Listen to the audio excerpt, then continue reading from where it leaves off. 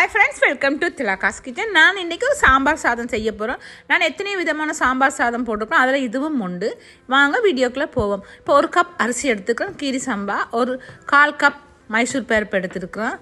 இப்போ இது ரெண்டையும் நல்லா கழுவிட்டு இப்போ 1 கப் அரிசிக்கு 2 கப் தண்ணி சேர்க்கிறேன். 1/4 கப் பருப்புக்கும் 1 கப் தண்ணி சேர்க்கிறேன்.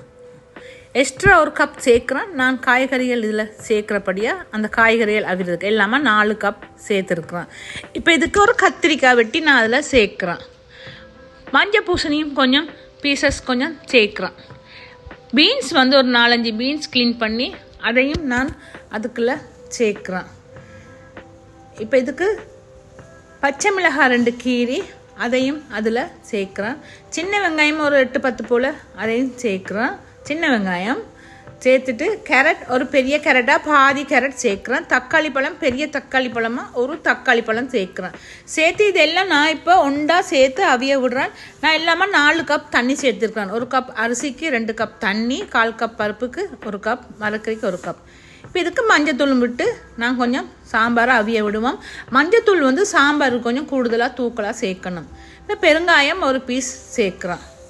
சாம்பார் பொடியிலையும் நாங்கள் பெருங்காயம் சேர்த்துருக்குறோம். இப்போ சாம்பாருக்கும் கொஞ்சம் சின்ன பீஸ் பெருங்காயம் சேர்க்குறோம். இது குழம்பு மிளகாய் தூள். நான் இது ஒரு 2 தேக்கரண்டி அளவு சேர்க்குறேன். குழம்பு மிளகாய் தூள். இது சாம்பார் பொடி, நான் செய்த சாம்பார் பொடி 1.5 தேக்கரண்டி அளவு சேர்க்குறேன்.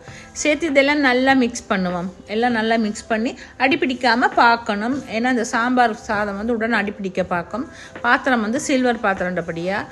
இப்போ இந்த சாதமெல்லாம் நல்லா வெந்து கொண்டு வருது. இதில் புளி கரைசல் வந்து ஒரு நெல்லிக்காய் சைஸ் புளி கரைசல் கரைச்சி அதில் சேர்க்குறேன். சின்ன ஒரு நெல்லிக்காய் சைஸ் புளி சேர்த்து தேவையான அளவு உப்பும் சேர்க்குறேன். சேர்த்து இதை நல்லா மிக்ஸ் பண்ணுவோம். நல்லா மிக்ஸ் பண்ணிவிட்டு இப்போ இதுக்கு நான் வந்து தேங்காய் பால், கட்டி பால் தான் சேர்க்க போகிறேன். ஏன்னா இது கொஞ்சம் பால் ருசியை கொடுக்கும். அதனால் நான் தேங்காய் கட்டி பால் ஒரு கப் பால் சேர்க்குறேன். சேர்த்து இப்போ இதெல்லாம் நல்லா மிக்ஸ் பண்ணுவோம். இந்த பால் சேர்த்தோன்னா இந்த சாதம் வந்து நல்ல டேஸ்ட்டாக இருக்கும். சாப்பிட அவ்வளோ டேஸ்ட்டாக இருக்கும். இது ஒரு 3 பேர் சாப்பிடலாம்.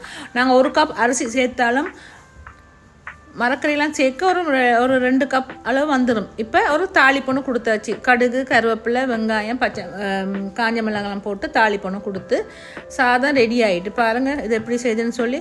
சரியான ஈஸியான சாம்பார் சாதம். இதுக்கு தேவைண்டா சைட் டிஷ்ஷாக எதாவது வத்தல் எதுவும் ஃப்ரை பண்ணலாம். இப்போ இது பார்த்துருப்பீங்க. பிடிச்சிருந்தா லைக் பண்ணி சப்ஸ்கிரைப் பண்ணுங்கள்.